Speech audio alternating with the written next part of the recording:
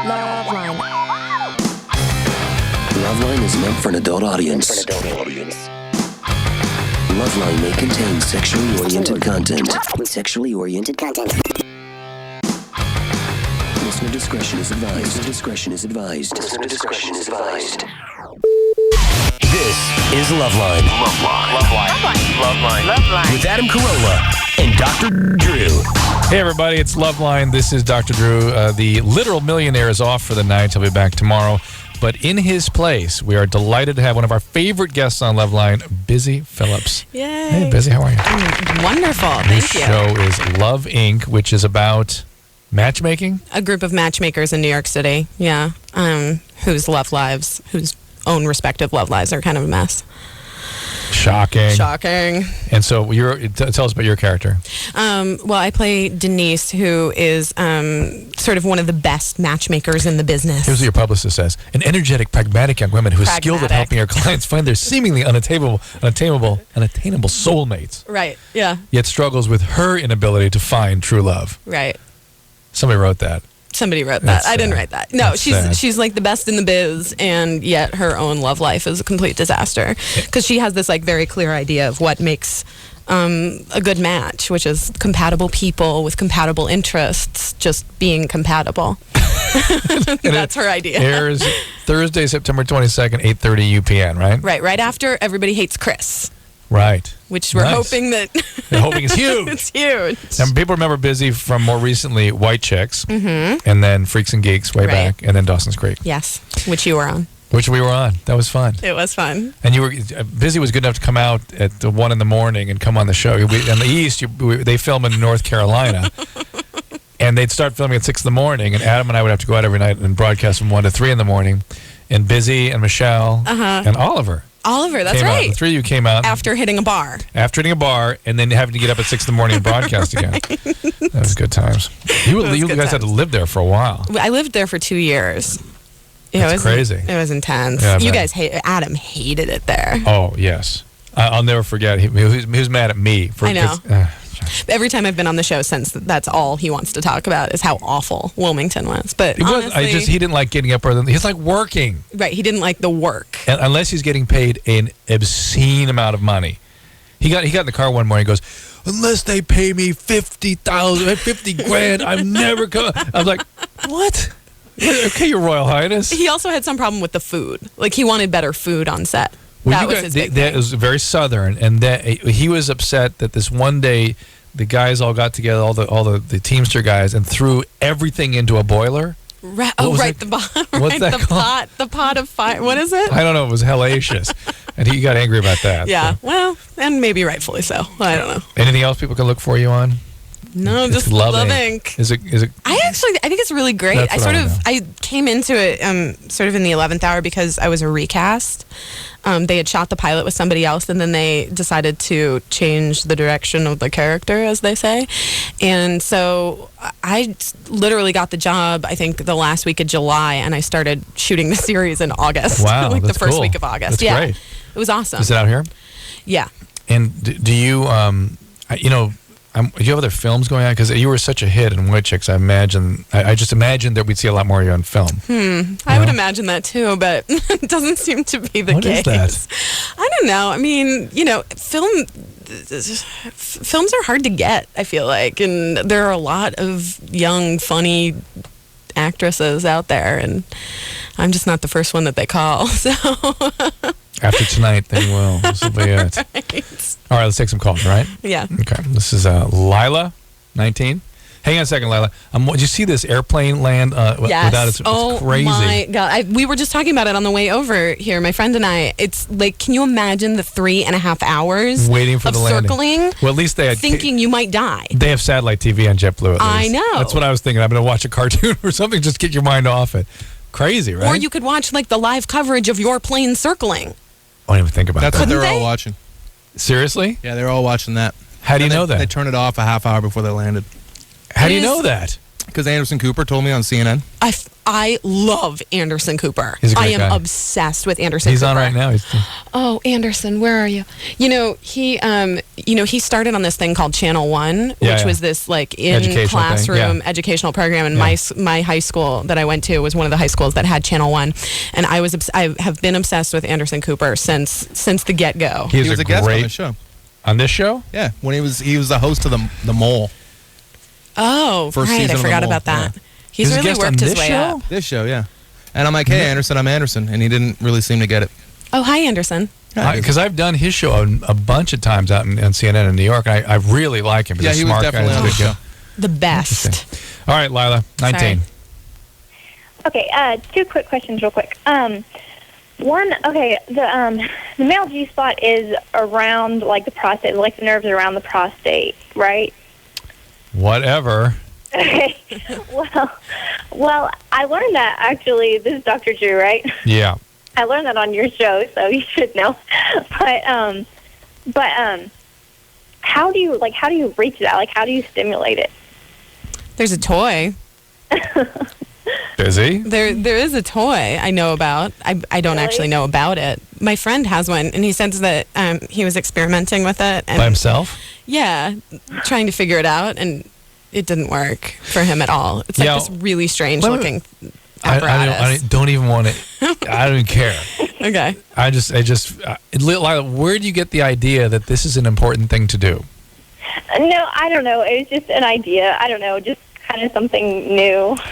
I would say that 95 out of 100 men that you try that on will swatch at you or leap across the run room. away, never speak to you again, think there's something wrong with you. I mean, what are you doing? Where did you get the idea that this is something that guys like? No, it was something that, like, my husband wanted me to ask, actually. But, because, I mean, I don't know. I just have no idea how we would reach that. All right, and, there is forget this thing. This notion of there being a male G-spot is total BS. You know what it is? It's like that men got upset that women have one. That's right. And so we want to have one too. You have to have one too. Right. And also, I think Not true. And the other thing is women are always trying to make men much more complicated than they are. Right. Men are so simple. It's this one thing. You do this one thing to it. Something happens. That's it. That's it. That's as good as it gets for the guy, too. That's it. You start screwing around with other stuff. Adam and I have said this many, many times. Sex is like pizza for a male, right? It's just pizza. Got a little pepperoni, a little cheese. But you start screwing around, throwing too much crust and anchovy, you screw it up. You do. Yeah, you can't have more than 4 toppings on a pizza. There are some guys that do like some stimulation back there. Even of those, very few like something actually inserted. And the fact is, yes, there are nerves around the prostate that are uncomfortable for the most part, and very few guys have to get to it. That's the only way to get to it. to get to something that causes pain in most guys. Yeah, they will not enjoy and will be angry with you for trying. I don't think that he knew that. So if he all right, well, now you may have one of the guys. Your husband is sort of requesting it, so you may be one of the guys that sort of likes going down that street. I don't know. What do they call it, the Hershey Highway? Oh my God. Yeah. No good. That's No. what I say. Have you ever had a guy that some guys, yeah. No, I had one boyfriend where if my hands ever even got near The rear, it was his. Yes, it was over. Yeah, it jumps. Just absolutely. no desire. No. Yeah. Ugh. All right, Shay, 27. Hey, how's it going? Hey, we're good. Hey, Adam's not there tonight, is he? Hey, we got Busy Philip. No, it's me. Love Inc. Thursday, September 22nd, 8:30 UPN. Got it? Write it down. I wanted to do everyone- the Adam Carolla thing, but I guess that'll have to skip. We can do it. Busy knows how to do it. I know how to do it. I've hung out with Adam enough. Go. Adam. Corolla. All right, I had a question I've been wanting to ask you guys. I've been listening to you guys since I was like 14. Fabulous. But I right. heard recently, well, not too recently, but I heard a while ago, the girlfriend of my wife said that a few of the men that she was with, while they were excited, would not ejaculate, but would put out a fluid out of their penis. Right, that's pre-cum. Mm-hmm. Well, they didn't. It's a mixture of urine and like a lot semen. of it. They what? Like, it was like a lot of it. Like they. Yeah, some guys have a leaky gasket. Some guys put out a bunch. Oh, really? Yep. Is that a common thing, or is that just kind of a rare thing? Or That's pretty good. To have a lot is unusual, but to have a modest amount is enough to notice it, sure. I mean, some of it's sort of a lubricant that's sort of preparing the soil for the full burden of what's about to come. Yuck. Is yucky. That was my question because to my I've life. always been a kind of a dry guy. Yeah, some guys are like bone dry. Boom.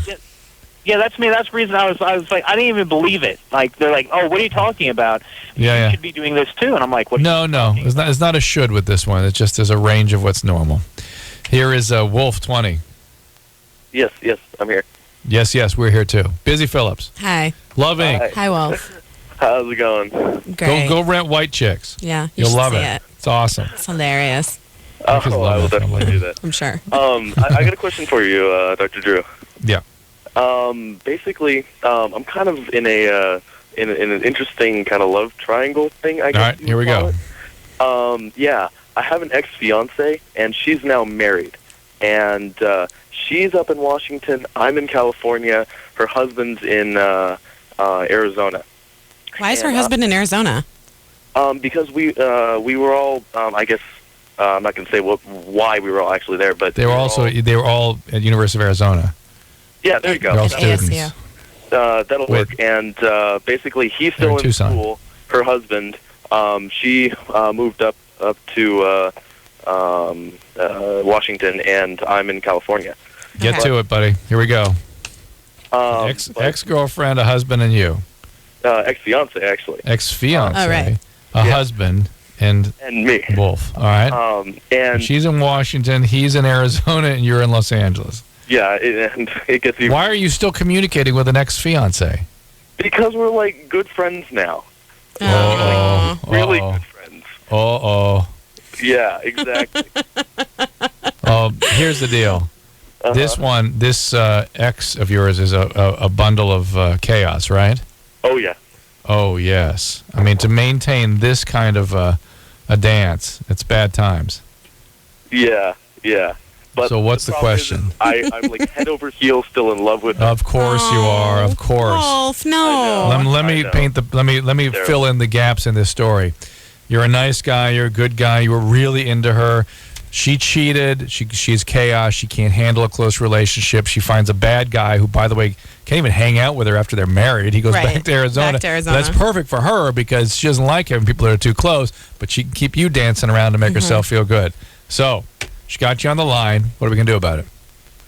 I don't know, and that's what I'm trying to figure Can I out. write an I mean, I'm episode of getting Love Inc? I You want to totally write some. could. Could I not? Yeah. Wolf, listen to me. I'm a Okay. woman. No Listen. good will come of this. Here's what you got to do. Ready? Are you ready Yes. for this? I'm good. You need to stop communicating with her. You need to get your own life in Los Angeles. You need to meet some women. You need to maybe think about going to therapy. I was going to say busy. Great advice. Speaking of And- therapy. I love the therapy. I'm a real strong believer in it. You know, you just finished school not too long ago? He's 20. Yeah, we'll call it school. Oh, okay. So listen, this is going to be, Military. maybe this will be your, Oh, how the heck did you know that, Dr. Drew? he's been doing this for a long Oh my time. God, he knows way more about this than I ever wanted. Okay, so military, forget the therapy, but Here's the deal. You know why? Let me just, before you finish, but you know, in my practice, Yeah. when I deal a lot with addicts and alcoholics, I have to figure out what's going on with them without them telling me. right 9 times out of 10, I have to course. it freaks me out what I have to read. into it. I have to read the damn minds. Yeah. And I do it with these guys too.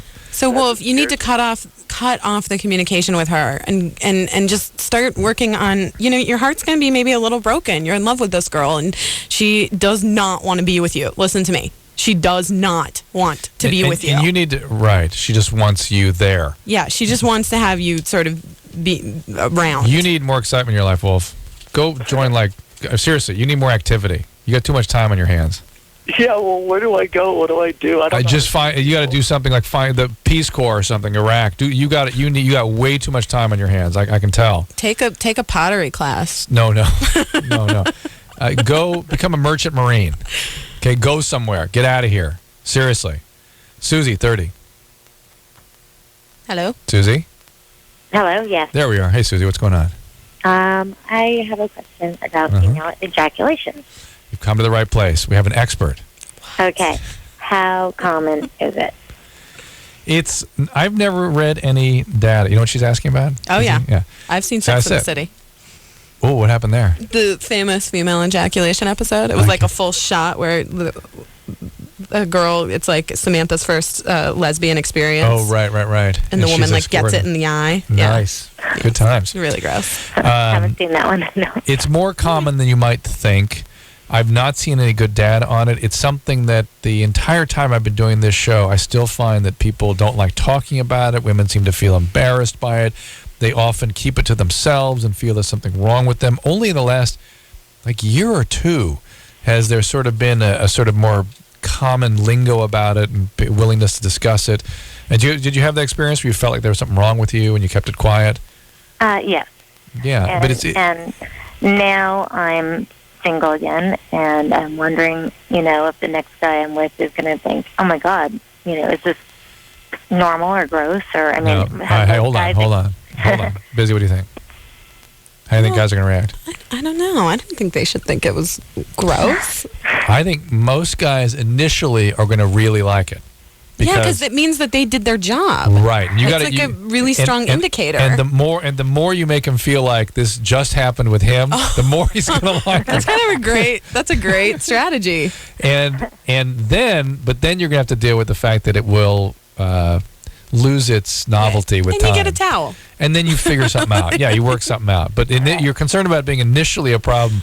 I think for the most part, guys are going to be impressed. Yeah, I agree. Yeah. All right. Okay. Have most guys had somebody? I would say most 1 guys. out of 10, or I think 1 out of 10 is a reasonable number, but most guys have not. 1 out of 10 is not most guys. Right. Okay. Okay, but most guys now I think have heard of this and probably are seeking it, probably looking for it. God, I know guys too well. Jake, 19. Hi. Hey, Jake, what's happening? How you doing? We're good. Good. I got a question. I've tried everything. With me and my girlfriend, when we have sex, intercourse, I go ahead and I think we got that. Yeah, that's the one. Yeah. I end up coming within a minute, max 5. Oh. And I mean, it sucks. I'm sorry. I didn't mean to make that noise. That was terribly inappropriate. No, have you used condoms? Have you tried condoms? Yeah, I mean, maybe only twice we've gone without condoms. And even with condoms, I tend to last that 5 minutes. Well, Jake, there is a medication coming, so to speak. Of course there is. No, there's a medication that's going to be available for this. Wait, can I ask a question? Please. How long have you been having sex, Jake? Yeah, it's a good question. I lost my virginity when I was 17. How long with this girl? With this girl, the first time was maybe about 3 months ago. So this is kind of new. You got to kind of work it out with her. You might try, pulling a bullet out of the chamber, as we say, beforehand. Preparing yourself a little bit. Well, that's the thing. Like when last night we had sex, and it was embarrassing because it was the first time she actually said, "You come too quick," and I was like, "Oh." Shout to the ego. Now you got erectile dysfunction, too. But then also Anderson. After that, I went home and, I'm like, man, what's up, man? And I, masturbated to see if, I'd be able to last long even then. And, even then, I lasted not that long. And well, maybe a third time. Well, you got to kind of work it out is the point. And you got to try other things with her because is she somebody that, women are different this way. Is she like the intercourse? That's what she wants? Or is she okay with oral sex, too? Well, I think more so the intercourse because before we actually had the intercourse the other night, I was, eating her out and she wanted. The worst expression. Jake. Oh, Jake. Sorry, continue. And after that, she wanted me to, she's like, let's go ahead and do it, but just maybe let me just offer this up. Maybe she said that because maybe she wasn't getting exactly what she needed from the oral part of the deal. Right. So you go ahead. So maybe you could do some research, or you should, or you could just open up the lines of communication with her. I know you're 19; it's kind of tough when you're 19. Which is sort of the her saying this was a little too quick for me was actually a good thing. I mean, I know it gives you the little softening problem, but ultimately it gets the dialogue going. You kind of talk about what else you should do. You should say to her I want to work it out. What do you want? Let's work it out. I got to figure this out. I'll do the best I can. Get a can-do attitude. Did you find? Come on, Jake, break it down. Here we go. All right, we're going to go the other way. This is Julie, who is 21. Julie. Hello? Hi there. Hi. Hey, what's going on? Hi. I have a cold, as you can tell. Yeah. So, and usually I masturbate every night, and I am multi-orgasmic, so I usually get off in like 2 minutes, easy. All right, hold on a second, Julie.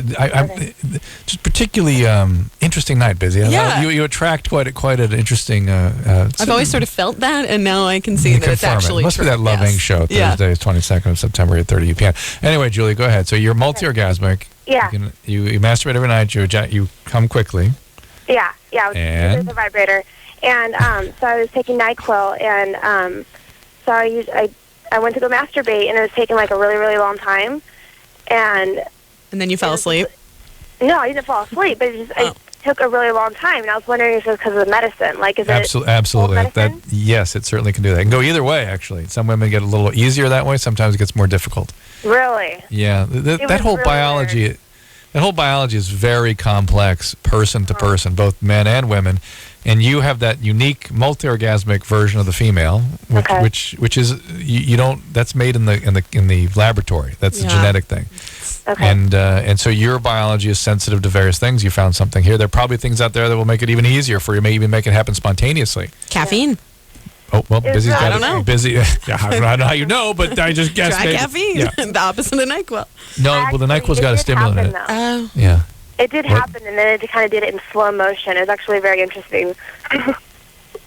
Wow. The orgasm was slow motion? Spasmed. Yeah, when it actually did happen, it kind of spasmed in slow motion. Yeah, it was sort of a low, and it was intense? Yeah, when it actually did happen. Yeah, because it kind of built up. So. Well, you're more like a normal person then. Yeah, actually, yeah. All right. That's it? All right, that's it. Okay. All right, we're going to take a break here. Busy Phillips is our guest. My co-host, filling in for Adam Carolla. Her new show is called Love Inc. Premieres Thursday, September 22nd, 8:30 Tomorrow night. p.m. Tomorrow night. Or if you're listening in east of the sort of Chicago and east, it's tonight. Oh, tonight. Oh, you missed it. No. Yeah, because they're going to be listening at 10 o'clock at night. Tomorrow? Wait, I'm confused. Let's figure this out. It's a lot of the country hears the show on a 1-day delay. Oh, yes, okay. And it's still at 10 o'clock at night or 11 some places, and so they will have missed it. Oh. But the rest of you... Get it next week. Set your TiVos. It's a smash. Is it a comedy? Yeah, it's hilarious. It is so funny. Do you address some of the topics we've been Some dealing of them, with? yeah. Female ejaculation. Not yet. Haven't covered that yet. Now we just moved to the 8:30 time slot. I either want to be a guest on the show or I want to write an episode. I think you should be a guest, Drew. Right. Well, I think we should start some sort of thing where every TV show I do, you are a guest star. I will have it written into my contract. That is awesome. I knew I loved you, Busy. All right. Busy Phillips, our guest. My co-host, and we'll be back just after this. This is LoveLine. LoveLine will be right back. Want to dress up your sex life? Visit Durex.com. There's sex, and then there's Durex. Hey, everybody. It's LoveLine. The phone number here is 1-800-LOVE-191. The literal millionaire, Mr. Adam Carolla. Off tonight, Busy Phillips in his seat. Thankfully. A breath of fresh air. We're having fun. Thank you. Really good calls. The new show is called Love Inc. UPN 8:30, Thursday, September 22nd. Some of you may have missed it. TiVo, you can't. You already missed it. But next week. week. Thursdays at 8:30. Right Following after. Everyone Hates Chris. Yes. All right. And Anderson, Busy doesn't believe that I sing. So if you would yank that... turn Ben Stein on thing. Don't play, not now. I don't. Thank you for the next break. Thank you. All right, let's go to calls. All right. Thank goodness. Renee, 23. Dr. Drew in the hizzy. All right. Hey, Drew. Hey, Renee, how's it going? I'm doing good. What's up? About a year ago, I was put on birth control to regulate my period. Yeah. And after about 6 months, I've stopped taking it. My doctor was monitoring my blood pressure, and it went up. And I just felt like I didn't need it anymore. And about 2 weeks, I started my period. About 2 weeks ago, I started my period again. And it hasn't stopped.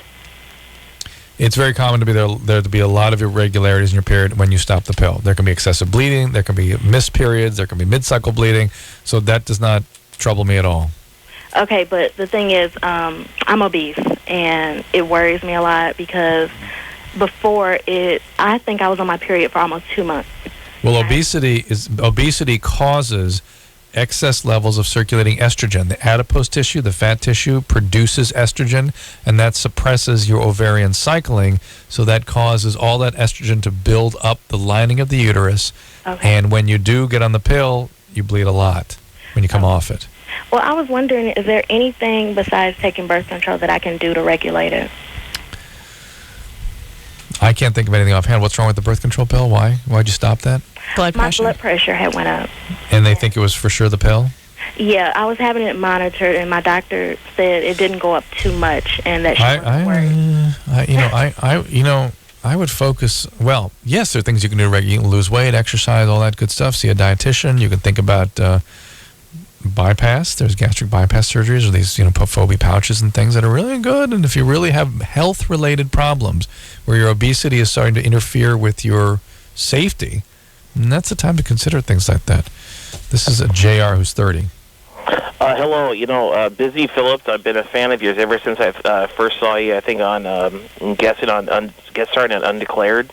Yes. Undeclared? I was on Undeclared. Hold on, Jerry. Relax. He's very excited. He's very excited. I was on Freaks and Geeks first, Yes. but Undeclared was the next show that Judd Apatow did, and he sort of worked us all into it at some point. Dawson's Creek. And so I was wondering, has anybody ever told you look like a young Jenny McCarthy? Actually, it's weird. Yeah, I actually have gotten that before, which is strange. That's minus nice. the boobs. I mean, let's just be honest. But all the people that work on my show now, Love Inc., they just did her show that was on UPN, The Bad Girls Guide. It was mostly, it was only on for a little bit. But like a lot of the crew is the same. So I have gotten that actually. Nice. Yeah. So wait, and I was wondering, I saw your FHM layout. I think. Oh Lord. Mm-hmm. Just for I think it was just for the English market, but I was wondering if you consider posing for Playboy. No. Oh no, I'm not making that noise. It's Anderson. He gets jealous.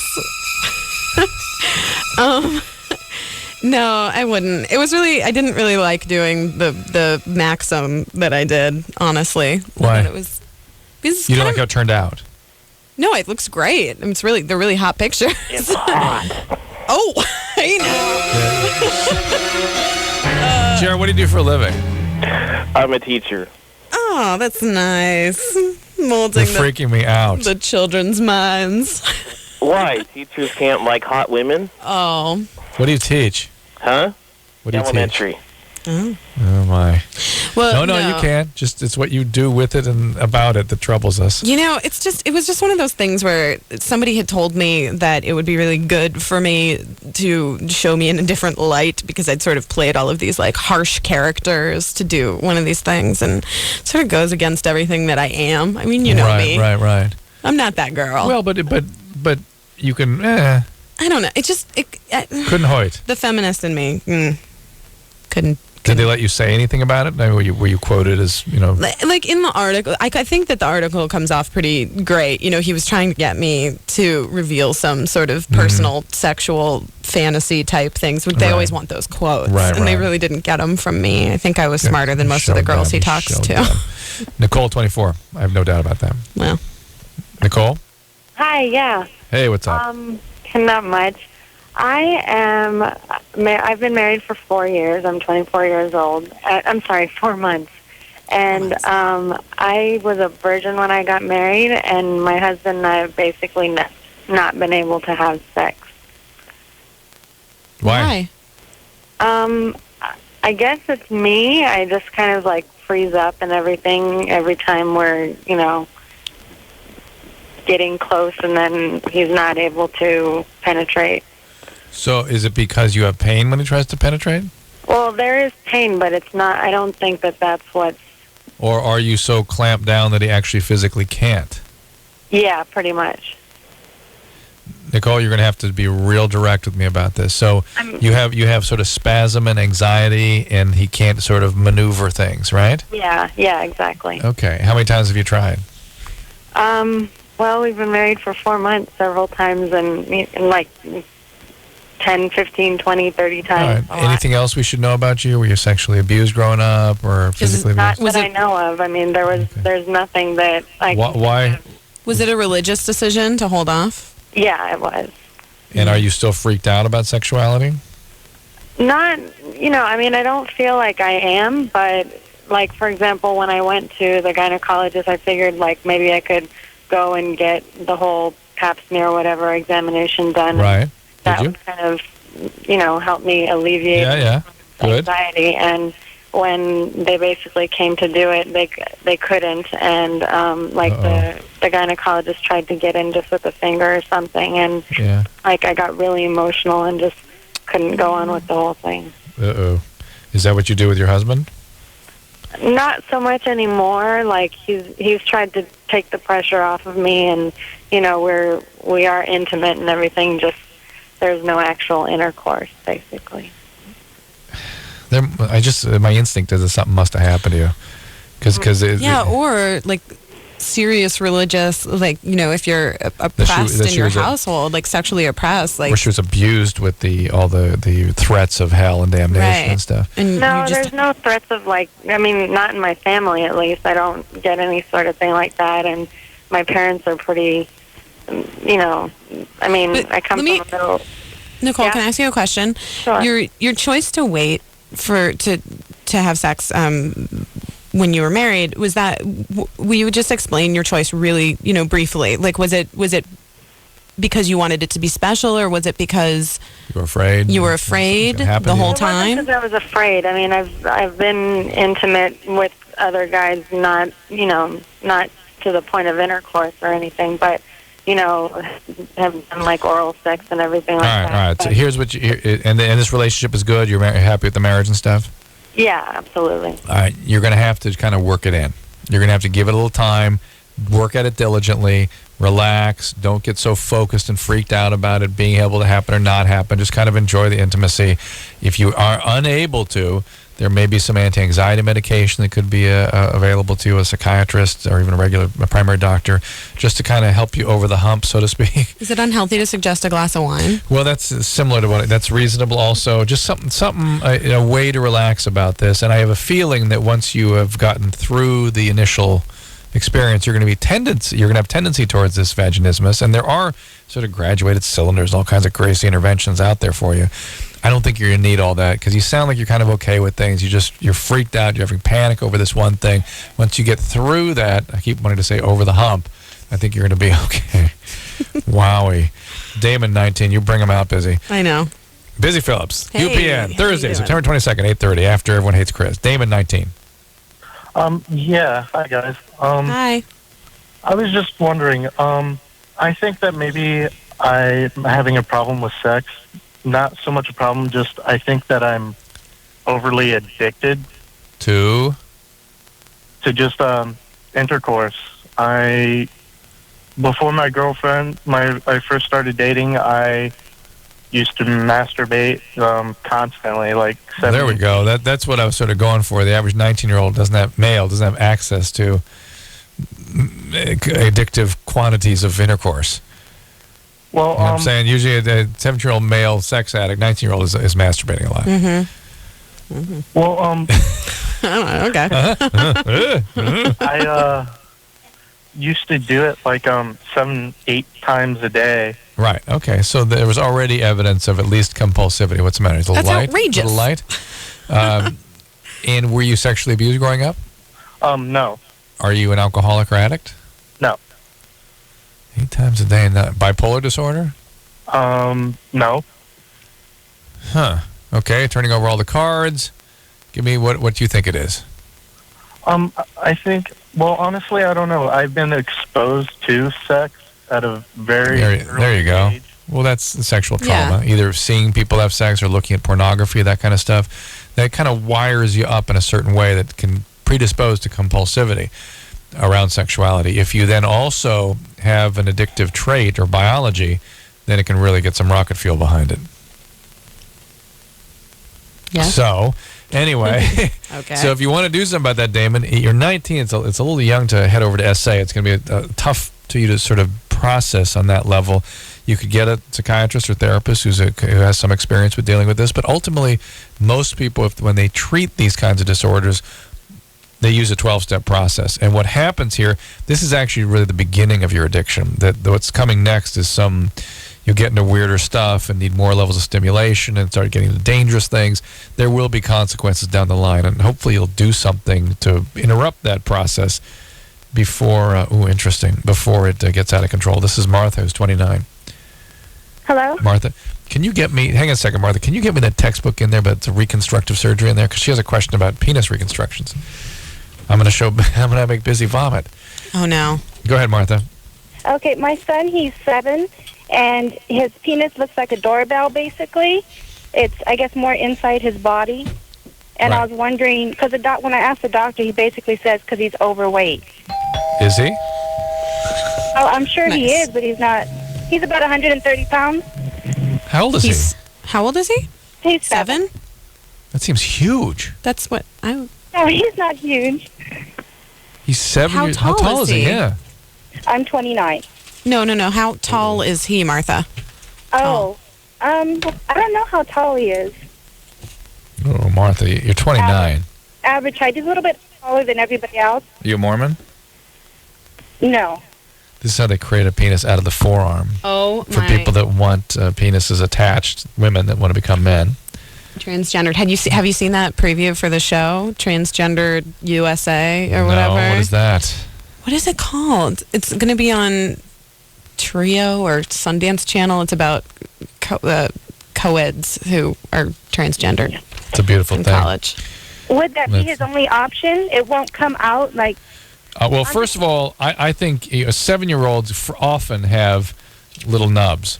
And if you add what sounds like a huge young man, it's going to even be more so. And, I'd be more concerned about his weight and getting him to lose weight, that sort of thing, than I would about what his penis size is before puberty. It's very difficult to tell what things are going to be after puberty. There are conditions where men can have... young males can have underdevelopment of the penis. Here's one right here. See this? Really busy? Oh, my God. Yeah, they're showing... Bad radio, huh? Right. Anderson doesn't like it.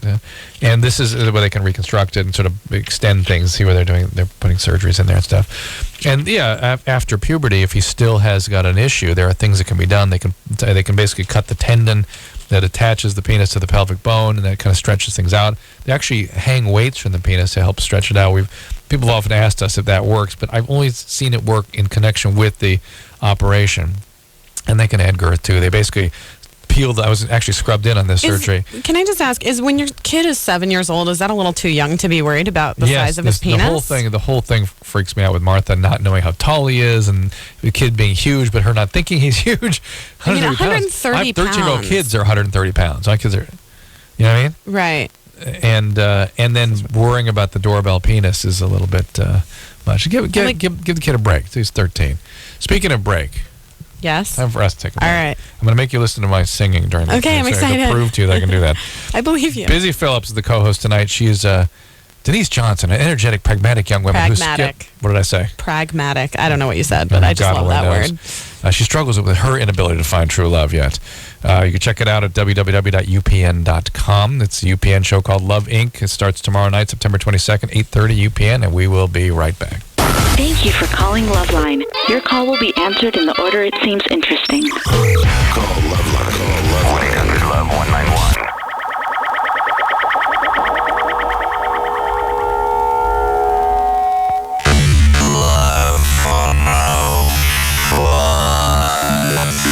You know, it's amazing how many things you can do online these days. Plus...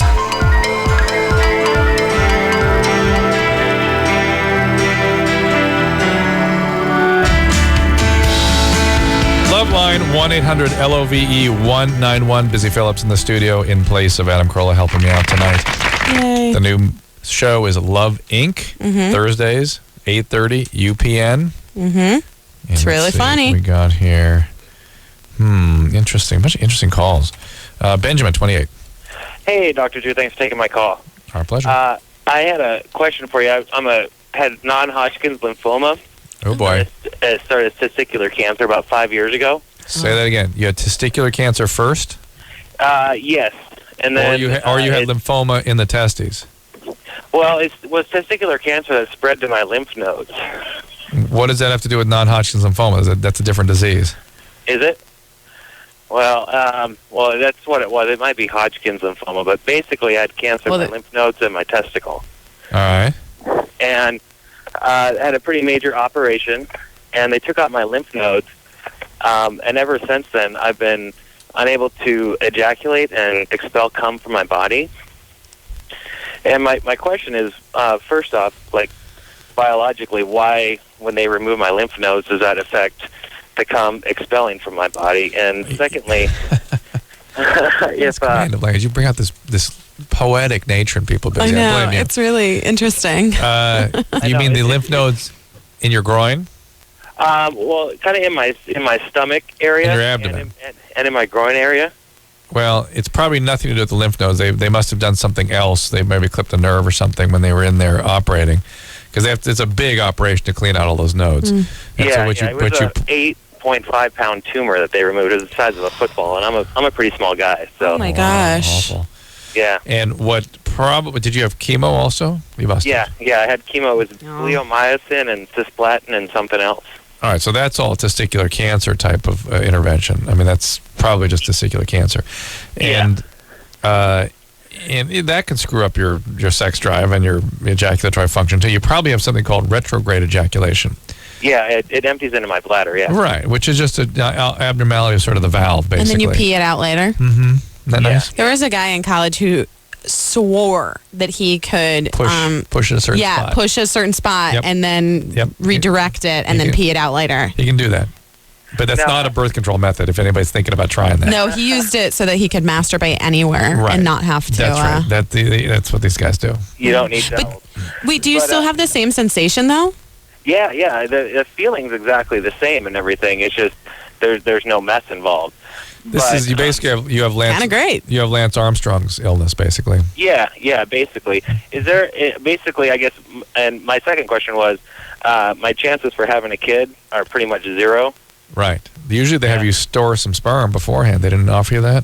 No, they did, but I was 20 years old and working dead end jobs and stuff at the time and couldn't really afford it. So. All right. Well, just glad you're good. You're here. Yeah, exactly. I'm fortunate to be here and recovering and stuff. Yeah. But, how do lymph nodes control that, though? I mean, it's not. Stop thinking about it being related to your lymph nodes. It's not that the lymph nodes are gone. It's that the surgery had a side effect, or the chemo had a side effect of interfering with the nerves that control that function. That's it was all. The whole trauma of the whole thing. It's the whole. Yeah, it's not that the lymph nodes are gone. It's the surgery itself. Anna, 25. Hi. Hey.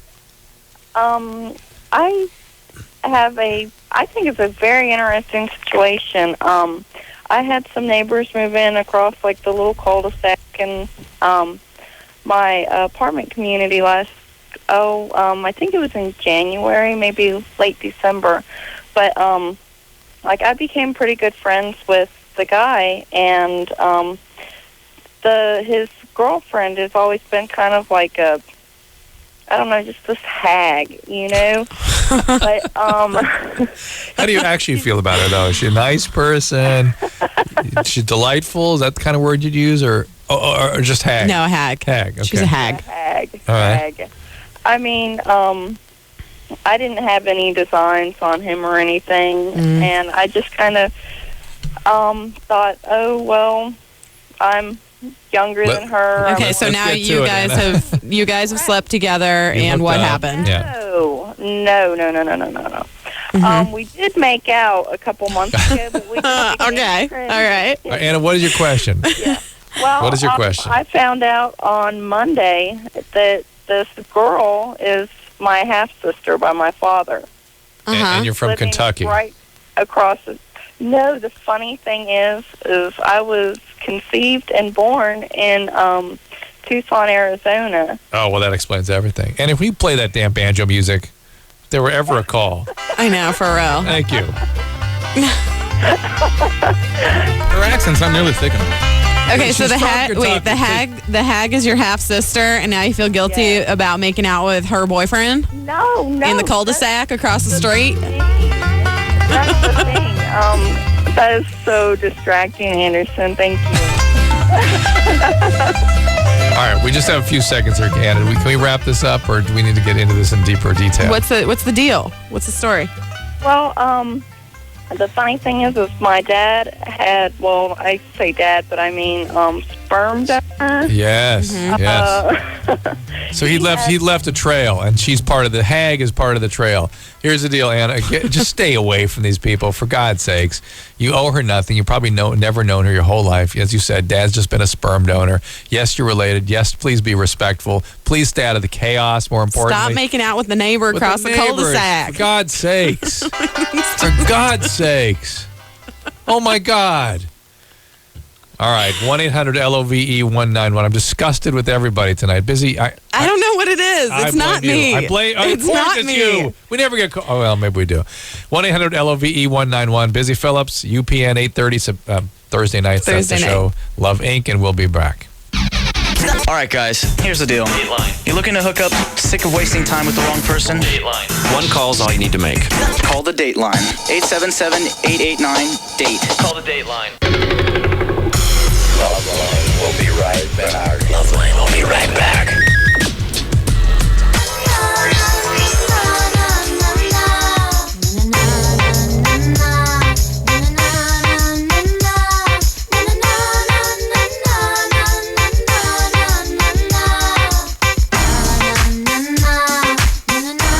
Loveline 1-800-LOVE-191. I'm Dr. Drew. She's Busy Phillips, not Adam Carolla. No. The show is on UPN 8:30 called Love Inc. And we've just written a new episode during the break where she's going to come on some show that I'm broadcasting, and one of our clients are going to call in, and hilarity will ensue. Antics ensue. It'll be awesome. All right, let's get Holland on the line, who's 16. Hi. Hey, what's going on? I'm actually 16. Right? 16. Yeah. Okay, here's the deal. Like, when I was abandoned by my biological father when I was born, so, like, he's like, in hiding and stuff. In hiding? What does that mean? It sounds very cryptic. Like, he owes me, like, 16 years of child support, like, a lot of money. That kind of hiding. He's in Florida, you mean? He's in Florida. And, yeah, I heard all that stuff, like, you were guys talking about yesterday night. And when I was like 5 to 6 years old, I was molested by my babysitter's husband. Fantastic. And yeah, I know, huh? Yeah, wonderful. You know, and I think I was like molested for like 2 years by him, and I never found that out until like I was 13. How'd you find it out? Well, because my friend was just joking around, and she was like, have you ever been raped or molested? And I was like, no, what are you talking about? And then, like, later that night when I got home, I was really thinking about it, and I was like, oh, my God, my babysitter's husband molested me. Wow. Well, listen to her voice. The baby voice, It's the kid voice of the, of the I know, I Arrested sound like Development. Arrested Development. What? Yeah, you like a little girl. Well, that's what happens oftentimes when women are sexually abused. They sort of, for whatever reason, we've noticed this on this show frequently, is that their voice sounds like basically the age they were when the molestation began, as though some part of you arrests in terms of the development. Well, but see, another thing is like, Whatever. I'm addicted to having like intercourse with my boyfriend. Well, that's what tends to happen. Is if you remember, we had a few calls ago. A guy was complaining that he masturbates 8 times a day, and he had to have sex all the time. I don't masturbate though. No, I understand, but my question always at first is, were you sexually abused? Because that's what leads to sexual compulsion and sexual addictions. Yeah. Did you ever tell your parents or your mom? I mean, not your parents. Your father's gone, but your mom. Did you talk to your mom about it? Yeah, I told her one time when we got in a fight, and it just kind of came up, and she like stopped the car because we were in the car. She like stopped the car, and she's like, "What? Why didn't you ever tell me this?" I was like, "I just found out like 3 years ago," and it's like it's not something that like I just want to go out and like tell her. It's like in. Well, now she does know. Was she going to help you do something about it? She didn't really do much at all. I mean, well, you need to see a therapist. You do need to see some mental health professional I've because. seen therapists before, Yeah. but like this was before I found out that I was molested. All right, but it's time to go back and see somebody on your terms because you want to help take care of yourself. Yeah. All right. Are you now what? My mom now, she has become, she uses methamphetamines. Fabulous. Like, oh my God. Fantastic. Your mom was sexually abused too, right? My mom, I think so, by her uncle. There we go. The circle of life. Fantastic. Well, let's break it. You don't become an addict as well. You don't marry a sexually abusing a-hole that abandons your kids. I just got sober from using, like, well. 3 months Too ago. late. Like, I stopped for my boyfriend because he, like, didn't like that, and I stopped. Honey. Where are you? Like, where? Huntington Beach. In Huntington Beach. Okay, there are resources available in Huntington Beach. You need to go somewhere. Yeah, because of my mom, because I'm staying with my at my uncle's house, and we have like no relation to him at all. He's my He's like the weird guy who you call your uncle. Right, Uncle Larry. No. He's my aunt's ex-husband, and he was an uncle. My mom and him used to be best friends when she was like 18, and out of the kindness of his heart, he took us in, and he has a daughter named Alex, and she uses too. I want to start screaming. It's like really I want to reach through the microphone here and just grab Holland and just start throttling her. Not in a bad way, but just to shake some sense into her. Look, Holland, really, honey, the best thing that I could imagine you getting involved with, given the complexity of the problems here, is some sort of 12-step process. That's a tall order at 16. It's very hard to do that. Given that you're not going to probably do it, why don't you find yourself a mental health professional, therapist, psychiatrist that you feel comfortable with, who can kind of monitor you and keep you out of trouble as you get through this landmine we call adolescence. But ultimately, you are going to need some kind of 12-step process to glue this all together. That, in my experience, has the highest probability of really helping you, given this complex and really serious situation. You're a severe trauma survivor, you were sexually abused, you're sexually compulsive, you're an addict. That all has real serious prognostic implications. I will say your boyfriend, from what you mentioned, sounds like he's an okay kid since he wants you to stop using drugs, since you stopped using drugs for him, basically. And it sounds like you're calling because the sexual compulsion bothers him a little bit. So maybe he can help you in finding something. Here's a busy Phillips call. Elizabeth, 24. Hello? Hello? Yes? Hi. I'm calling my boyfriend, and we regularly have intercourse while I'm on my period. And here recently, he's wanted to go down on me as well, and I just wanted to find out if there's any kind of health risks or problems with him doing that.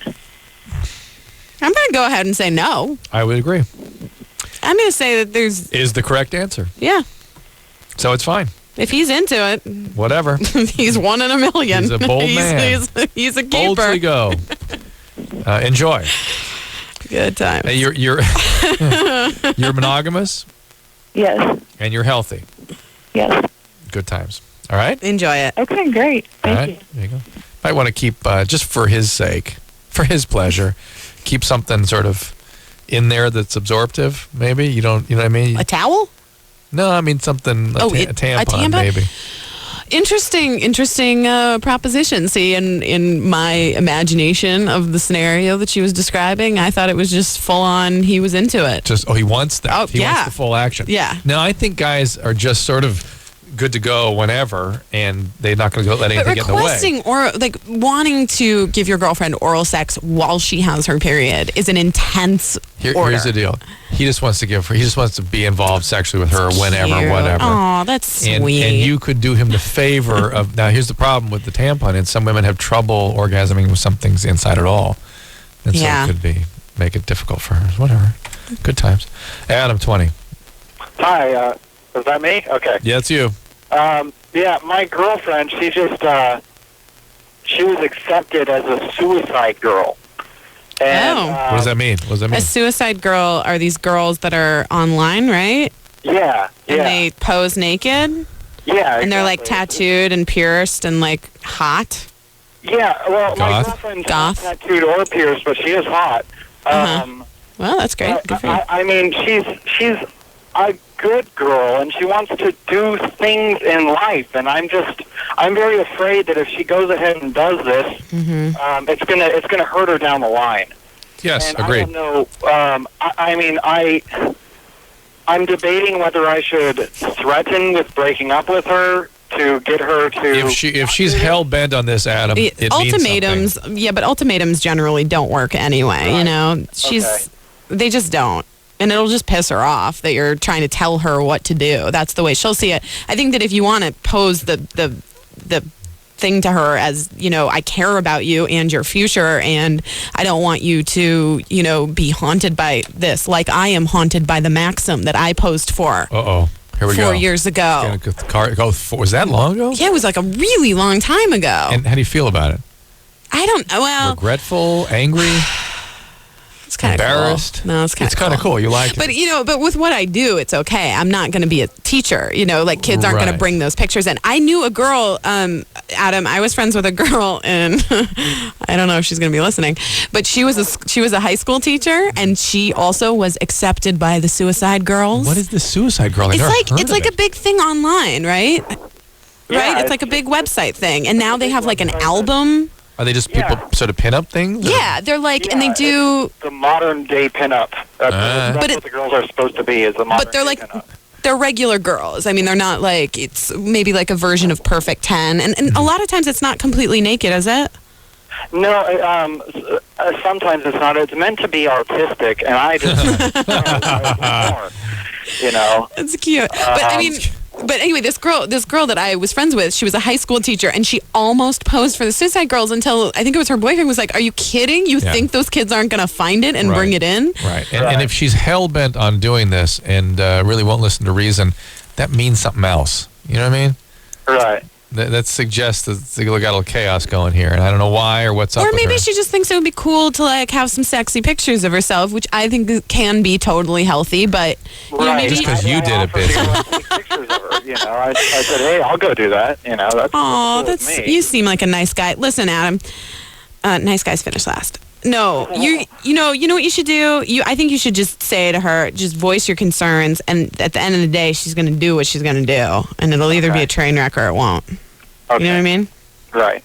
That is There's nothing wrong with telling her that you think she should. That is the bottom line. It's There are the Suicide Girls. like any other codependency. Hold on, let me see. On the computer. Where'd they go? Hot girls. There. Hold on a second. Wearing red lipstick. I'm trying to describe it because it's bad radio. See, they're like indie rock girls and like goth girls, and they look young. We also have a radio show that kind of competes with this one, so we should probably move on. Oh, really? They do? Yeah. Really? What do they talk about? Sex. Sex? It's retarded. I'm way more interesting than those girls. They tell stories like, when I was in junior high, this boy said, "Do you want to make out with me?" And I'm like, "Okay." And then he wanted to have oral, and I'm like, "Okay." Are they real? Are they for real? I don't know. They're on radio, so I don't even know if you So who knows? For real. I don't know. You don't know. Are you high, Anderson? No. Okay. Where is Anderson? He's at the other studio. You know, little drunk. Oh, okay, all right. Good. Nice, That nice. explains a lot. All right, let's keep going here. Let's see. This is Jessica's 27. Hi. Hi there. Hi. Yeah, I'm in recovery, and so is my husband. And cool. He's 41, and I'm 27. Mm-hmm. And I got pregnant when we were still in our addiction. But then when I got off the streets, and I was a street kid. I lived on the streets in Portland and in San Francisco. Ooh. For at least like 8 years. And wow. So now you're one of the few that have survived and or made it off, right? Yeah, so I always listen to your show, and I'm just like, yeah, it's like totally stuff that always happens. But my question is about sex, because me and my husband, I understand that he's a lot older than me, but and I'm just wondering if it's that or if it's because when we met, we were both using. And What's the question? I haven't heard the question yet. Well, I want to know why we don't have sex. At all? We do, but it's like so very few and far between. It's like how often? Once every 6 months. Ooh. We went like 8 or 9 months one time. Wait, did you have this baby? Yeah. We have So you have a child? Yeah, he's 3.5 years old. And he's okay? He's good? He's Like no problems resulting from your drug use? not from my drug use. He has what's called ASD, autism spectrum disorder. Oh, autism. But everybody's told me that it has nothing to do with any kind of kids are just either born with it or not. So They don't quite know what autism is caused by. Some people think that it's Right. genetics, and some people think that it's caused by inoculations or a combination. actually a neurological thing. So it's I don't know. What was your drug of choice? Meth. And what was your husband's? Meth. Is there any chance he's still doing drugs? No. He works full time. I don't think so. He works full time. This is a common complaint from people on methadone and buprenorphine. What's that? Well, this is opiate replacement therapies. Oh no, we're not on that. We're not. We never did heroin or nothing like that. I mean, I've tried it, but I never did that. You know, it was just meth. You know, and Is he on any medication otherwise? no, I think he's depressed. Yeah, I think so too. But it just all to be that shut down. Well, I an go to addict. 12-step meetings. He doesn't. No, he's on something. How long ago? I really don't think he is. I really don't think he is. I mean, it's been 4 years. No, Jessica. You kind of go with me on this one. Where there's smoke, there's fire. His being 41 does not shut you down like that, unless he had a long, severe drug history where he actually damaged himself. He does. He has very long history. And he may have maybe caused some brain injury or something, but even that you'd see other evidence of other kinds of problems. Yes, depression is a common problem with people that A, have used drugs for a long time, B, people that try not to do drugs and don't get involved in recovery. They don't replace the drug with something. Essentially impossible. Essentially impossible. It just doesn't happen. That's the thing about addiction. It's people are dying to stop. Literally, they can't. And so to say, well, I just put it down after being a severe addict, then just put it away. Nuh-uh. He's got to be on some Klonopin or methadone or something. Somebody's put him on something, and maybe you don't know about it, or it smacks of that. I got to tell you, Jessica. I don't understand. It's that he's not in recovery. He has a physical symptom. His sex drive is profoundly depressed. Now you could say, well, maybe he's. What's that? It's probably that. And plus, he instead of doing drugs, he's like, obsessed with work, and when he gets home, all he does is clean the house. Oh, Jessica, come on. Drugs. Jessica, he's on something. He's on something. No, he's not. I can tell if he's on something. I mean, I don't know. I just think that it's something other than that. He's just ignoring his. Ask him to take a urine drug screen just for the heck of it, just for the fun. And I pretty much can predict you're going to find an opiate or stimulant in there. And you don't just give up a lifelong drug habit. You don't just put that down and then replace it with nothing. It's a struggle in an active recovery program. You know that. All right, here's Tess 26. Tess? Oh, hello. Hey, what's going on? Hey, how are you? Good. I was calling because I had a question. I'm into the whole S&M thing, and I was just curious, is it going to lead to something bad sexually later on in my life? Am I going to be 30 and a pedophile or something like that? Oh my God. Weird that you would go there. I mean, because everything is when it's dealing with sexual addictions or whatever, it's always something negative. And I'm just curious, is this going to end up negative? I'm trying to follow your thinking. Yeah, it's really interesting. Yeah, did something happen to you when you were growing up? No, it's just S&M is so taboo, Were you molested when you were growing up? No. And what kind of S&M are you into? What do you do? I'm into the asphyxiation thing. Ooh. And I like the bondage stuff. Some of that is okay. I mean, I'm not into it a whole lot. That's not every time I'm active. I'm not into it, but I do. To me, that all smacks of having been physically abused growing up, having been sort of smacked around a bit, huh? Yeah. Yes. I got spankings. Yeah. You're beaten as a kid, and that tends to create. I wouldn't go as far as to say beaten. I mean, I wasn't hauled up in a fetal position in the corner, but. You weren't beaten to death. You weren't beaten to hospitalization. You were physically abused as a child, which creates oftentimes this preoccupation with sexual stimulation around physically abusive behaviors. That happens. That's what happens. And so there you go. It doesn't mean you're going to become a pedophile. It doesn't mean you're going to go outside of the S&M realm.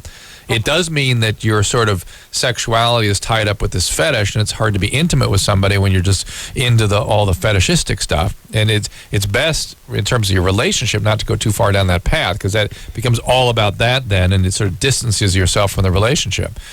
Your boyfriend's not into this, right? Well, I mean, he doesn't, not into it, but I think he just does it because. For you. All right, yeah. That's fine. That's fine. Just kind of contain this. Don't let it spiral out of control. Gratifying fetishes, I think, can get out of control. You know what I mean? You ever been with a guy who likes weird stuff? Yeah. No, I never have. No. No, it's true. It's Love Inc. Your show is called Love Inc. It's fun. It's on at 8:30. Thursday night. 8:30. Must have all kinds of stories about weird fetishes and stuff. No, not yet. No, you gotta go when the ratings start. It's the family crowd. It's the family crowd. Right after when the everybody ratings hates sag. Chris. When the ratings sag, you were going there. Yeah, we're gonna go there. But fetishes generally. I watch a lot of SVU though. Law and Order SVU. You like that? Oh, would they have? I'm weird addicted to it. Really? Do you know her mother was James Mansfield? Yeah, of course. She was in the car. That's what I heard. She was in the car when and I guess she wasn't really decapitated. What happened? She just something cut her neck and she died. Ooh. But it wasn't like a full decapitation, which is what I had always heard the story was. How'd you hear it wasn't? Some agent or something. like literally, like how I get all my real information from like an agent or a manager. Somebody I trust in the biz, you know. Oh, that's good. That's good. But anyway, the fetishes generally are responses to overwhelming feelings about being close to other people. And it's a way of making that tolerable by distancing yourself from the other person, by creating this focus that you can kind of look at and stay focused on and sort of be aroused by, as opposed to the person being involved in it. And that's fine. There's nothing wrong with that, and it can get a little weird, but it's nothing big W wrong with it. But it's not the greatest thing for a relationship. So there you go. Let's take one more quick one. This is Michelle, 22. Hi. Hey. Hi. Okay, this is going to sound kind of weird. Okay, I'm dating this guy, and I've been dating him for probably 3 months. That was just for the record. That was busy hitting the totally mic. hit the mic with my head. Didn't hit, she just bashed her face into the mic. Into the microphone. I apologize. I get crap from Adam for tapping this mic every night. You just bashed your face into it. I have no depth perception. We can talk about that later. All right. This is proof of that. Go on. Michelle, 22. Yes, what's going on? Okay, so I'm dating this guy, and I've kind of been dating him for maybe 3 months. Yeah. 1 month of which he was not in town, so he was out of town. So the first month of our kind of getting to know each other was totally on the phone. Okay. Wait, how many months you been dating? 3. 3 months. All right, go ahead. Okay, so the first month he was out of town. So then he came back. So really, we've been dating in the same place and seeing each other for 2 months. Okay. All right. Yeah. Okay. Got that part. So good times. He's okay. He's like an athlete. Okay. Yeah. And he's a good athlete. And he's new, and he's really good looking and cool and popular guy, right? So I've totally, completely been okay, I'm holding out with sex, right? Why? Because, I'm funny about athletes. Just because it seems like it would be so easy for him to get sex, that's I'm going to make it hard. You want to set yourself apart. You want to be the girl that doesn't put out, expecting that he's going to stay around and have a relationship with you, but in actuality, he's not going to because he just wants to have sex. Yeah, right? Those guys are not into games. I don't know where women get that. They'll go for a little challenge, but it will not change how he, whether or not he's in with this relationship. Really? That is, he's either in or he isn't. If he's in, he's in. Right.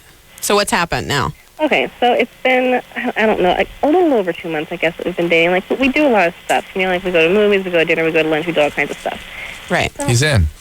Right. He's really, really good to me. But it's just the whole athlete thing. I just don't trust athletes. Well, then get rid of him. It's up to you, Michelle. You're going to punish this guy because he's an athlete? Right. I know, and that's really bad. It's probably because I've had a lot of athletes that are friends. I've never What's dated with you that you're always with these athletes that treat you bad? Right. This is the theme of the evening that we never got to. Here's the deal. I've never dated any of them, so none of them ever treated me bad, but I've just known, I've had friends who are athletes, guys. Well, not all athletes are the same. And I know that they aren't, but it's kind of I just really, really have to get to know him. And plus, in my whole life, I've only slept with one other person. Okay. It's not something that I jump into regardless. All right, well, that's a different scenario. That's fine. Then you wait till you're comfortable, regardless of whether he's the president or an athlete or whatever. Right. But But what? It doesn't make me wait a little bit longer just because he is. And I know that it probably isn't right, but it's kind of... Well, it's a nice... If you've got the intestinal fortitude, it's a nice test to see how in the guy is. Right. It's not going to make him more in, Right. but it's going to tell you whether he's up for this in a real way or not. No, A lot I of think guys... 2 months is pretty intense. No, it's good. It's good. I don't know how much longer How old it's is going to make she? him wait. 22. Well, I don't think it's probably going to be much longer. But here's the thing about it. Here's what happened. So last week, I got really, really drunk. And I'm like, hey, what's up? Want to hang out?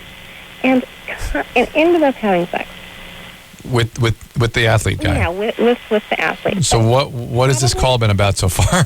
Why are you calling us? Probably for like 3 minutes, right? 3 minutes, and then... That's my phone. That's embarrassing. Yeah, Somebody's calling me. Sorry, not because it was embarrassing, because I stopped it, because I was kind of thinking, I was like, oh, what are you doing? What are you doing? So I was kind of like, stop. And I lied, and I was like, I feel really, really nauseous, like I'm going to throw up. I probably drank too much. I have to go. Okay. What's your question?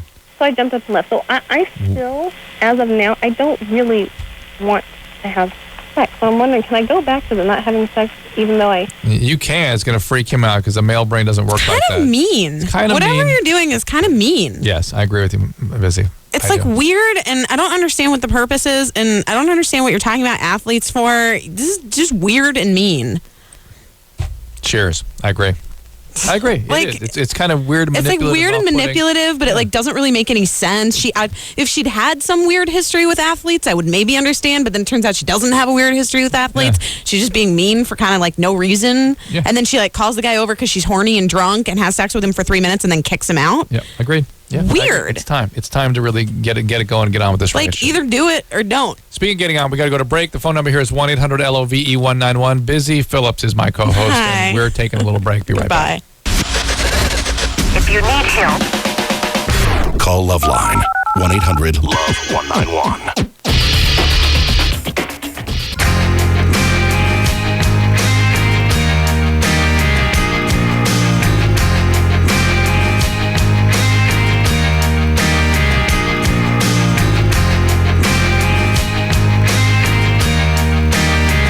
Everybody, LoveLine, 1-800-LOVE-191. We are delighted to have Busy Phillips in Mr. Corolla's seat. Graciously, thankfully. Here we go. Let's get... it's lovely. Shelly, who's 20. Hi. Who? I had a question. I have a really bad problem with being attracted to older men, like 29, 31, 32, and I'm 20 years old. And I have no problem getting with them, just being their girlfriend, hanging out, being friends. But it seems once I get past that, it's nothing for me. Nothing happens. I don't feel anything. I don't want anything, and I just feel bored with it.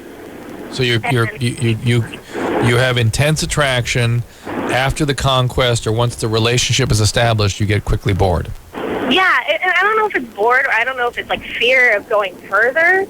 But yeah. So you just, you're not ready. Either you're not ready, or you don't want, or you have trouble with intimacy. I don't know, because I've always been surrounded by older people just my entire life. But forget the issue of them being older. Just the fact that you have an intense attraction that you follow through on, but then become rejected. It's that old saying, I'd never want to be a member of a club that would have me as a member. Oh my God, that's my favorite saying. Isn't that? The Groucho Marx. Yeah, isn't that what this is? That's pretty much what it is. If these guys would have me, they're not worth it. Yeah, they're not worth it. That's a whole issue that you have to deal with about why do you think, it's like you're seeking this validation from older people, but then once you have it, you think there must be something wrong with them, or you're not into it, or you just want out. Is there, because I've only had, maybe 2 or 3 boyfriends, but, each one of them is, 2 of them are already married, one of them, whatever, but... Shelley, you might just work this through. This isn't necessarily a sign of horrible trouble. If you've had horrible trauma, you can go ahead and tell me right now, because that's more the issue if you've had that. If you haven't, and you're just doing this now, you're going to kind of sort this out, I suspect. Well, I don't know if I have had horrible trauma. I guess you could say my dad, sexually abused me, but I don't really know what to classify it as. What do you mean you guess you could say your dad sort of sexually abused you? I know, saying that sounds so weird and so dumb, but, it happened when I was 18. I was 18 years old, and I was still living at home, And I would hear him, masturbate and things like that. And, it got to the point where one time I called the cops and asked them, was there anything I can do? And they said, not really. And is he? Whoa, hold on here. Was he an alcoholic or something, and was sort of out of his mind? After the whole thing was confronted, he did admit that he was an alcoholic. All right, so he was loaded, didn't know what he was doing, and was jacking off in front of his daughter. It's awful. That's awful. Thank God you were 18 and not 8. Yeah. No kidding. And it was really hard, but my mom she confronted it and then just kind of ignored it and acted like it never happened. And still to this day, they still act like nothing ever happened. So I never. And so you moved out, right? Yeah. And by the way, this day was only 2 years ago. Right. Yeah, and I moved out about a Were month. things okay prior to the age You of 8? only moved out a month ago? You didn't move out right after that happened? Yeah, I didn't move out until Come on, Shelly. Shelly. Come on. I had no choice. I understand. I know. Were things okay when you were younger, when you were a child? Well, I always knew that's how everything blew up when I was 18. I always knew my dad was cheating on my mom. I knew for 13 years. Never said anything. And, then it my mom started talking to people at his office and found out what was going on. And then, so that whole came up. And then I mentioned to her what he had done because she used to travel a lot. And he did it when she traveled when she wasn't home. And so I mentioned it to her, and she brought him to marriage counseling. He doesn't care. He doesn't believe in therapy or anything like that. And so, the situation was never solved. He still. All right, Shelly. Here's the deal. You got. Listen. If he tried to quit smoking, he drank. Shelly. Shelly. So it's just one addiction or another for him. Shelly. So Shelly. That's the thing, no one ever said, "Oh, it was sexual abuse. You were abused. You need Well, music, to Anderson. I went to a counselor and everything, and they never said anything to me. They just said, Shelly. Shelly. Like I said, we'll just get back to her in a few minutes. Let's see where she is. I think she stopped now. I just need a little break. I don't think so. I just need a little break from this. Let's see. Music down. Hello. Okay. Yeah. Okay. Hi. Oh, no. No. Hello. Hi. We're here. Shelly. Can you hear us? It's her phone. Her phone cut out. She's talking on a cell phone. She's driving down the freeway. Her phone cut out. Shelly? Turn on the radio. Shelly, can you hear us? Shelly? Am I right? I think you're right. Oh, she's listening to the radio now. Now she's listening to the radio. Oh, no. And she thinks, okay. There she is. Wow. That's a big delay. I know. It's good. There we go. Hi, Shelly, there you go. Shelly. Can you hear us? Shelly? Hello. Shelly. You hear us? Hi. Hello. Can you hear me? Yes. We hear you. Take off the mute. This is more of that bad radio we were talking about. I know. Okay, turn it up. Okay, whatever. The Suicide Girls are going to outcompete us. All right, here's the deal with Shelly. Shelly's dad may not believe in therapy, but Shelly needs to believe in therapy. Yes, big time. Actually, Shelly, this is relatively small. This is a relatively minor league stuff. Yeah, it kind of, she sounds actually sane. She okay. is sane. She's okay, but she's got some stuff to work through, and she's acting it out through these relationships, and it makes perfect sense given what she's been through. Right. Of course, closeness is going to be very treacherous and unpleasant, and every time she gets close to somebody, it's going to be, oh my God, no, fat. Right. Look what I'm into. And she's looking at these older guys. On some level, the dad masturbating has got to be right around the corner when the dad gets the old man gets close to her. Shelly, therapy. Guys your own age, take your time, easy. Yeah, You're only 20. I think she's going to be fine. She's going to be fine. I hear it in her voice. I agree with you. Jacob, 21. Yes. What's going on, buddy? Well, I have a neurological disorder. When I was What's the name for it? It's actually benign Rolandic seizures. Okay. When I'm asleep, the deepest form of sleep, maybe anywhere from 4 to 6 o'clock, if I go to bed on time, I have a seizure sometimes. Oh my gosh. You have night terrors and you get frozen and that kind of stuff in the middle of the night? It's a grand mal seizure. I'm like flopping around on the floor. Whoa. Yeah, I've split my face open. I've dislocated my arm to the point where I needed surgery for it. But got it. Aside from that, I'm good. Cool. My doctor decided that I was becoming depressed. He noticed that when I was coming in for my appointments, well, you don't really seem yourself today, which I don't know what that means. He put me on 2 different medications for my seizures, one which I did some research on the internet. It turns out to be an antidepressant / anti-seizure medication. Neurontin? Now, yes, I was taking Neurontin for about 6 months. However, they took me off of that because me and my father both went and said, hey, we've heard some nasty stuff about this. I mean, people... Neurontin? Yeah. Neurontin is a benign medicine that we use very routinely, and it's an excellent medicine. But go ahead. So you got off the Neurontin. Okay, well, we got off the Neurontin. I'm currently taking Keppra and Tegretol. Well, Keppra is a new medicine. It's a levetiracetam. Yes, And- Keppra has not yet been passed by the FDA. However, it didn't really have any results. I've been taking that ever since I was 18. Yeah, Keppra is not. I don't know. I don't have huge confidence in Keppra, but Tegretol is an old medicine, been around for a long time, and it's good. Right. You could also try Trileptal, which is a cousin of Tegretol. But so, what's the question? Well, the question is, ever since I've been taking...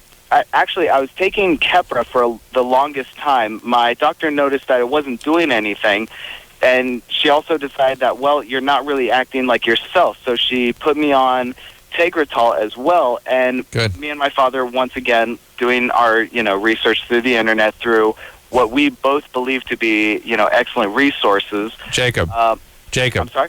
All the information in the world if you read everything that was available out there, you would have the same knowledge as a second-year medical student. You're taking advice from people who've had dozens of years of clinical experience and seeing in real life, in real time, how these medications work and affect people. What do you think happens in the 8 years of training that follows second-year medical school? The stuff, all the information you bring in, we know as doctors by the time we're in our second year of medical school. The next 8 years is spent actually seeing this in the human being and developing judgment and wisdom about how to apply these things.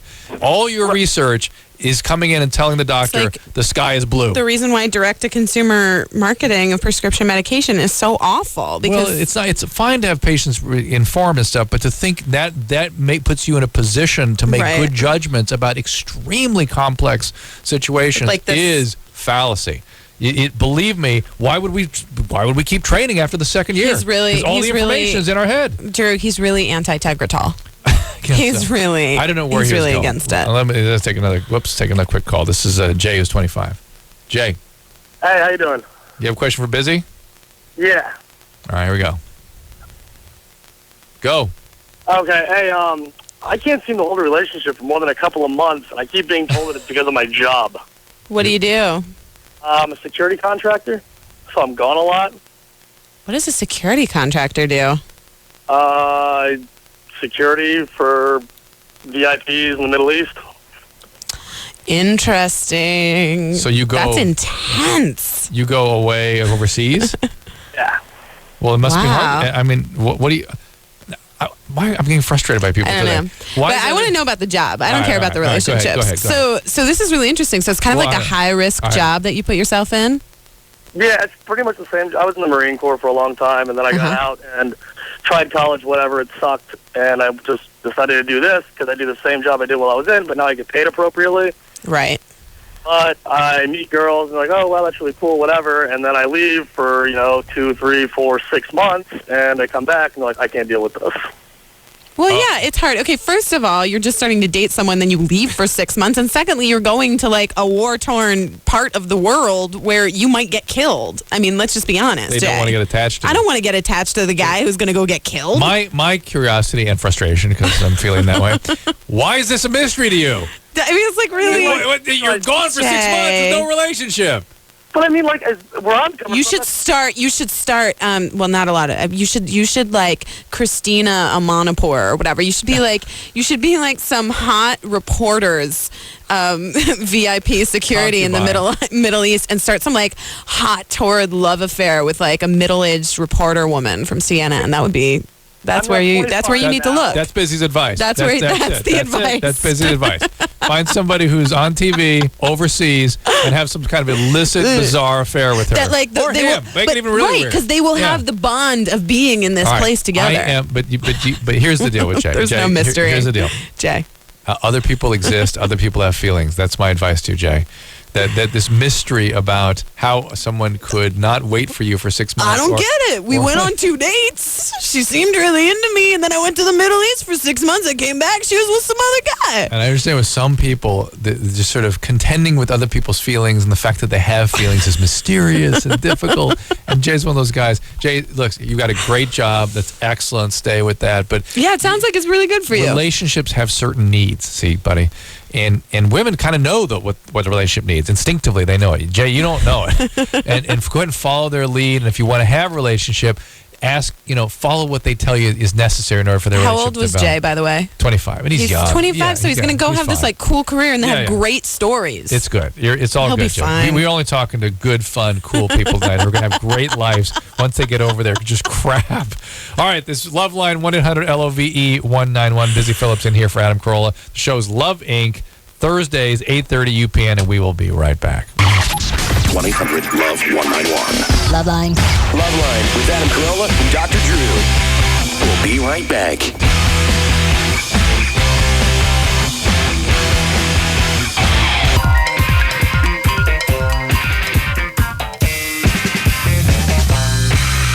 LoveLine, Busy Phillips is my guest and co-host here, and as I was going off about the poor, I forget the caller's name, who was it? Jay. The seizure disorder. I Jay. Push all my buttons on information. People have information is great. We live in the information age, but people put all too much emphasis on information and really don't understand the difference between information, judgment, and wisdom. And the fact is that just to reiterate this, by the time we're done with the second year of medical school, we have all the information. Then we spend the next 8 years developing judgment and wisdom based on experiential learning, being in real-life experiences with complex, multiple variables moving all the time, and you develop a wisdom with these things. And all the internet information in the world is not going to give you that because you've not seen the nocturnal seizure disorder 8,000 times and tried the hundreds of different medications for these different situations, these different given individuals. You use that experience to make judgments. And if you don't trust that, you're really making a huge mistake. It's like I've said enough. Busy Phillips. How you doing? Thursdays airs. It premieres tomorrow. What's the episode about? Love, Inc. Tomorrow night, the pilot episode, as we like to call it, the first episode of any TV series, is about my character. We're matchmakers, and my character gets a call from an old boyfriend, and she sort of mistakenly thinks that he's looking her back up because they were so good together, and then it turns out that he really just wants her services as a matchmaker. Aww. It's a little disappointing. Hilarity. It's hilarity. Oh, my God, that's so funny. It's so funny. It's really fun. I'm going to be on this show soon. Yeah. Christina, 23. Hi. Hey, what's up? Actually, I have a question about canker sores. Yeah. I've had them all my life, and tonight I actually got a call from my boyfriend, and he was asking if I'd possibly given them to them, and now I don't really know much about them. I just kind of figured that they were, something that they were always there. They tend to be viral, and they can be transmitted. And you how can, are they? by contact, touching, like kissing, or putting your mouth on a genitalia, that'll transfer it down If there. you have a cold sore, right? If you have an active lesion, yes. Well, it's So canker sores and cold sores are the same exact thing? No, they can be different, but they both could be transmitting virus to other people. Okay. Why? What did he get? No, he kind of was a little pissed because he found one in his mouth, and I hadn't had one in a while. Oh, probably. So what? Maybe he had too much citrus. I mean, he wasn't pissed. He was just kind of like, a little... Now he was a little annoyed because he might have to deal with it for the rest. He's never had a canker sore before, ever? No, he has actually, he has herpes 1, though. That is herpes 1. What are you talking about? He gets cold sores. Yeah, it's the same thing. It's the same thing. Same thing. Okay. What, Okay. your boyfriend's too bitchy. Yeah, it's weird that he's getting mad about a canker sore when he has herpes. Grow up. This is herpes 1, basically. Right. But, that was his point. I have herpes 1, but now I have a canker sore. I'm pissed. But, I mean, it sounds like... it's like a cartoon character. Yeah, it's bizarre. Mike, 27. Uh-oh.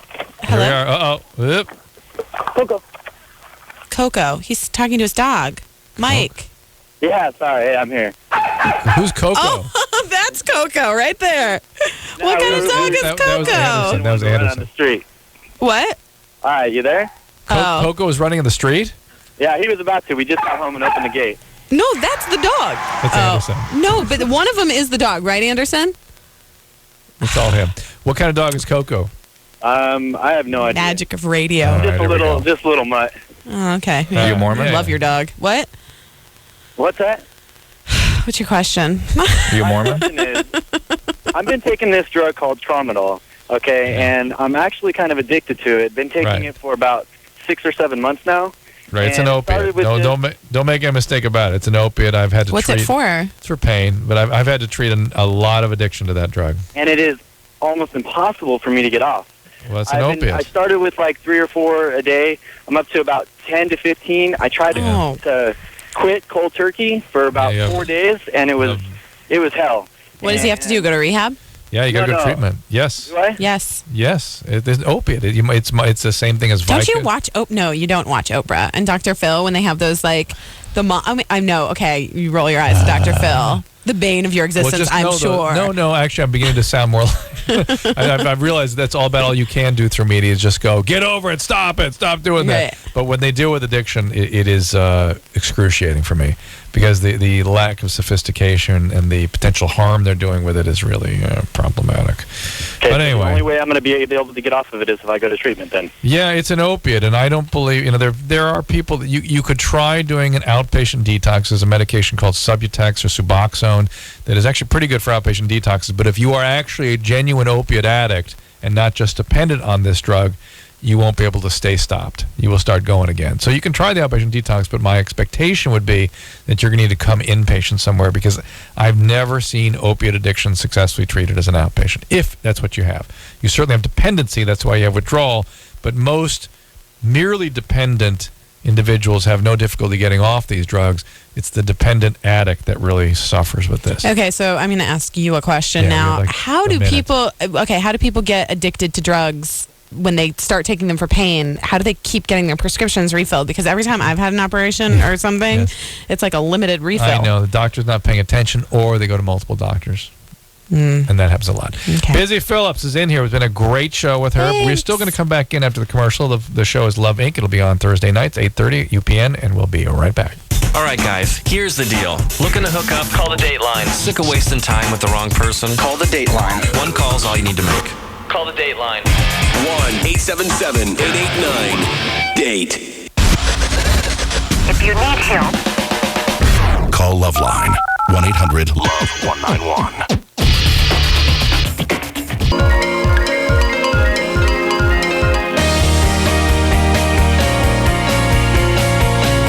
Amazingly, that does it. It's LoveLine. Another one in the can. Busy. Thank you. Fantastic show. Thank you so much. Thank you. Want you back as soon as possible. The show premieres tomorrow night for those of you listening in the West. That's September 22nd, 8:30 on UPN. It's called Love Inc. It's a Thursday night show every week following Everybody Hates Chris. Everybody Hates Chris. So this is Dr. Drew. Adam will be back tomorrow night. I'll actually be in Washington, D.C. calling in tomorrow night. And we've got, who's coming in tomorrow night? Coheed and Cambria? It's a band. Coheed and Cambria, a band. Fantastic. Later in the week, Jeff Probst. It's going to be a big week next week. Eric Balfour. Eric Balfour. Everybody knows Eric Balfour. Huge. Nice. Huge stars only on this show. But until then, this is Dr. Drew on behalf of Adam Carolla saying mahalo. This has been LoveLine. The opinions expressed on this show are not necessarily those of the staff, management, sponsors, or this station. The producer for LoveLine is Ann Ingold. LoveLine is a presentation of Westwood One Entertainment.